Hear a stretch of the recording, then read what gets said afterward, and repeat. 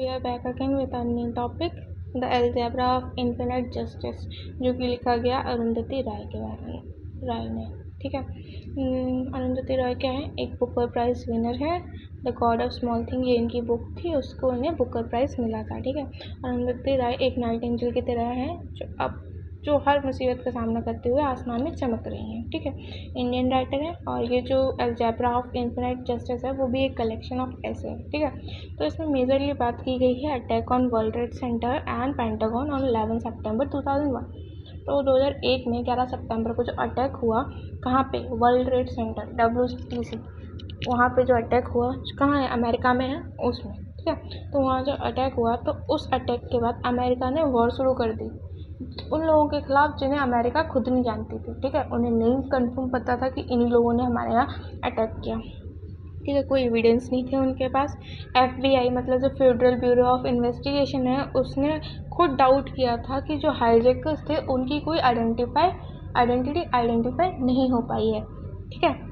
तो जो प्रेसिडेंट थे बुश, उनने कहा कि नहीं, हमें तो पता है कि किसने हमारे ऊपर अटैक करवाया और कौन सी गवर्नमेंट इनको सपोर्ट कर रही है। ठीक है।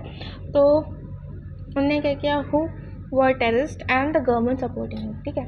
तो जो अमेरिका की पॉलिसीज़ थी वो काफ़ी ज़्यादा सेल्फिश थी, उनकी एक्टिविटीज़ भी बहुत सेल्फिश थी टेररिज्म के लेकर। ठीक है।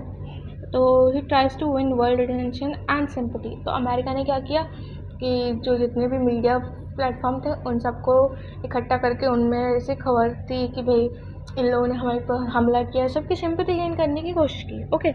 तो जो वॉर वॉज लूमिंग लार्ज, मतलब बहुत ज़्यादा डरावनी होती जा रही थी, वो वॉर भयानक होती जा रही थी। ठीक है। तो उस वॉर को इन्होंने नाम दिया ऑपरेशन इन्फिनिट जस्टिस, जो कि मुसलमान ने इस चीज़ का बहुत ज़्यादा अपोज किया। ठीक है। तो उस अपोज करने के बाद उनने उसको नाम दे दिया operation enduring freedom. Enduring freedom का मतलब होता है मतलब परमानेंट फ्रीडम चाहिए उनको। ठीक है। उस चीज़ का इन्होंने नाम दे दिया। ठीक है। अब नेक्स्ट स्टेट क्या आ रही थी उसमें कि जो पीपल्स थे, सिविलियंस थे, वो स्टार्विंग टू डेथ, भूख की वजह से मर रहे थे। ठीक है। While they are waiting to be killed. और ये किसकी बात हो रही है? ये जो अफ़गानिस्तान के लोगों के ऊपर जो इल्ज़ाम लगाया है कि भाई अफ़गानिस्तान ने इनके ऊपर हमला करवाया। ठीक है। तो अफ़गानिस्तान के साथ वॉर शुरू हो गई थी। तो अफ़गानिस्तान के पीपल्स के बारे में बात हो रही है कि जो वहाँ के सिविलियन हैं वो भूख से मर रहे हैं वॉर की वजह से। ठीक है। और उनको वो क्या, while they are waiting for to be killed, ठीक है, वो मौत का इंतज़ार करते करते भूख से मर रहे हैं। ठीक है। प्रेसिडेंट बुश ने बोला कि जो ओसामा बिन लादेन है वो इन सब का मेन कल्प्रिट है। ठीक। अब उस ओसामा बिन लादेन को शेल्टर शरण दे रखी है किसने? तालिबान ने। अब उस प्रेसिडेंट बुश चाहते थे कि उससे युद्ध लड़ा जाए। ठीक है।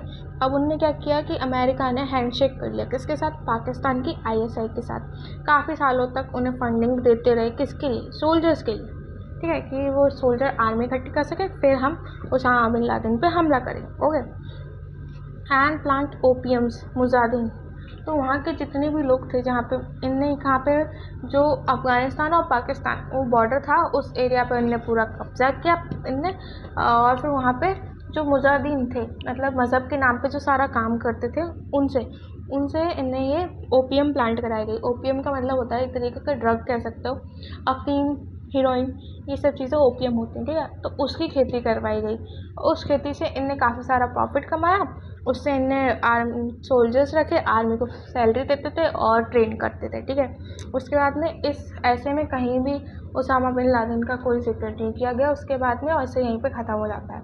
But we know Osama bin Laden को अमेरिका गवर्नमेंट ने बाद में मरवा दिया था, ऐसा माना जाता है। I am not so sure.